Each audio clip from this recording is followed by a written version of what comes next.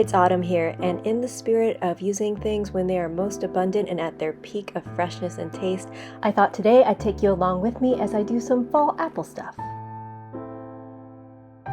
Like many other people, I'm always looking for ways to do what needs to be done in the most efficient way possible and minimizing waste as much as possible in order to save on costs. So in today's video, these two activities are things that I find complementary to one another, and they really produce no waste at all, and that's something that makes me happy. So the first one is baking apple pies, and I'm hardly the first person to bake an apple pie during the fall. You're like, okay, that's really original, but it's just something that's going to be done, so I thought I'd share it here, and then I'm going to show you what I'm going to do with the scraps.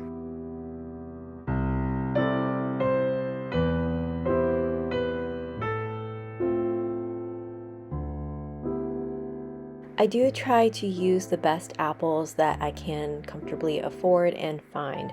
And for me, luckily we have a no-spray orchard near us, and my son loves to go apple picking. So that's something we've already done a couple times this season, and how we get our apples, and we love to support them. The apples are on the list of the dirty dozen, so they tend to be a crop that's higher in pesticides. So if you cannot afford organic apples, then perhaps you might, I'm taking off the skins for the apple pie, perhaps you might want to do so, and in this case you might not want to use your scraps for the second project that I'll be doing.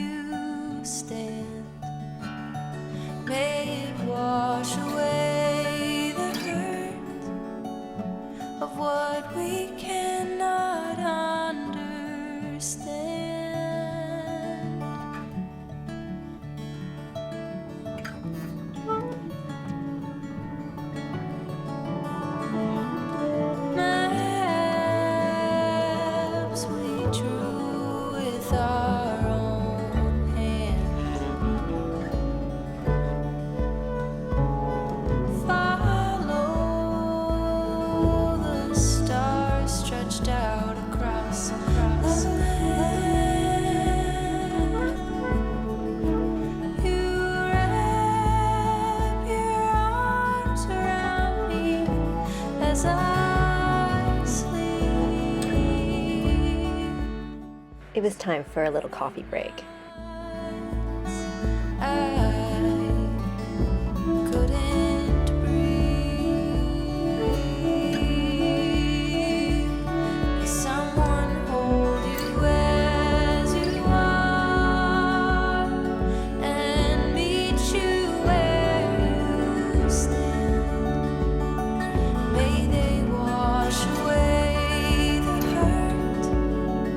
Of what we cannot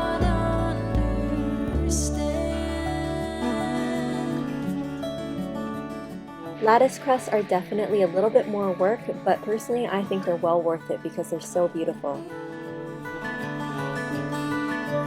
While the seasons never stay, this is yours, the month of May. What if all the things we lose come back to us someday?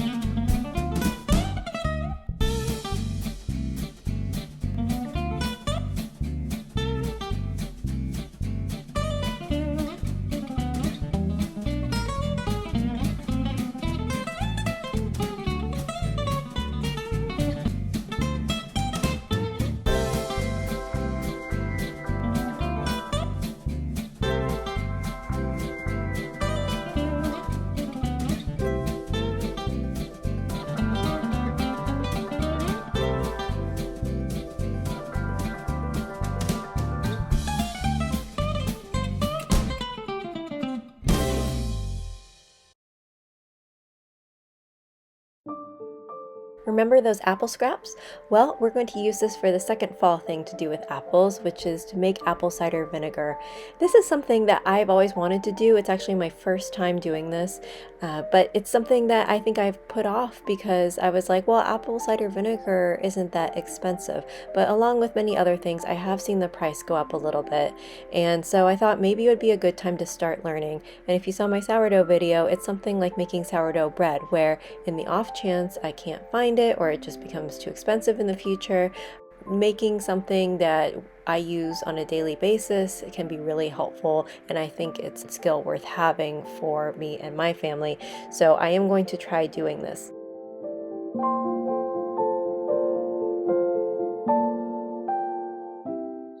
So let's take off the cloth and see what we have going on.